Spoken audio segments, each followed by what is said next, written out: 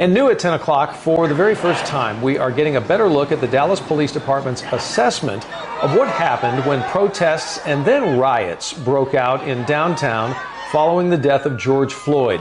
The Dallas Police Department released that report and its critical evaluation of themselves as well tonight. Andrea Lucia is live for us to walk us through the breakdown. Andrea? Yeah, that report is 85 pages long. It came out, at least we got a copy of it, about 2 hours ago. We have not finished going over it, but it does include the department's account of what happened in those first 4 days of protests and many sections labeled lessons learned. The report calls itself a critical self-analysis and a review of errors, miscalculations, and shortcomings in the response to protest over the death of George Floyd. Its intent, the police department says, is to inspire changes, among them how tear gas is used.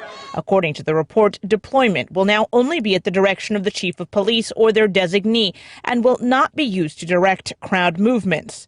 The department documented tear gas being used on at least 3 different days, beginning May 29th, when a SWAT commander made the call to use it to disperse a crowd. The report also notes while the vast majority of demonstrations appeared to have been planned as peaceful events, violence did occur. The department says it identified external influencers, including some with the Boogaloo movement and others believed to sympathize with Antifa. In all, the department says 2 citizens and 6 officers were seriously injured, while others suffered minor injuries. A police horse was seriously injured, 3 police cars burned, and many other police cars vandalized.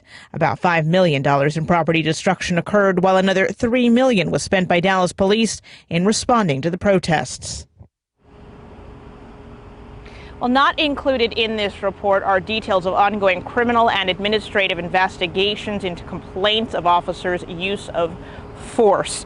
Deputy Mayor Pro Tem Adam McHugh has called a special meeting for this Tuesday to discuss the report. He wrote earlier that he was deeply concerned about the inexplicable use of excessive force. He said these actions must be further investigated and that there must be appropriate accountability.